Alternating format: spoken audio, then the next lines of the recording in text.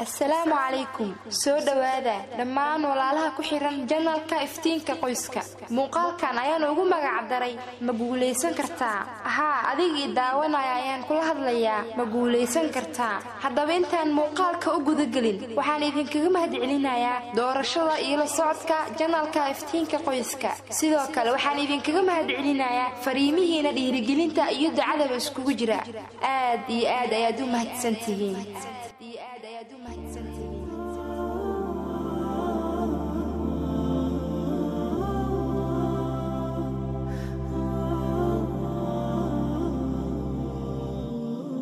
waxaad haysataa hadiyada ugu sareysa dunidan taasoo ah inaad nooshahay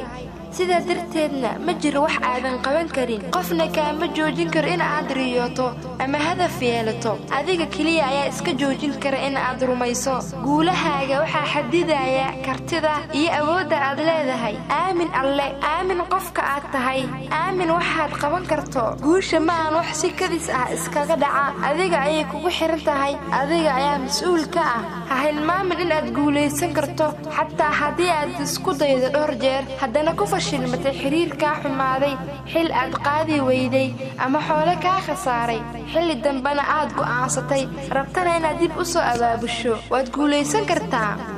waad guuleysan kartaa markasta waxaad u baahan tahay kaliya aaminaad aqbalid go'aansasho dadaal iyo doonid badan xusuusno waad ka geesisantaa sida aad aaminsan tahay waad ka qiimo badan tahay sida aad u haysato waad ka sarreysaa sida dadka kale ku arkaan waad ka xooggan tahay sida aad u muuqato waad ka caqli badan tahay sida aad u fikirayso aamin kuna kalsoonoo naftaada alla tala saaro hiigso han iyo himilo sare yeelaha la abuur kuna dadaal in aad wax micno leh ku soo kordhiso adduunkan uguna tagto dhaxal waara ka faa'iideyso fursadan dahabiga ah ee nolosha kuna nolol nadiif ah alla ayaa ka raali ahaanaya allaha ku gaarsiiyo guulaha nolosha aad hiigsanayso kuna haminayso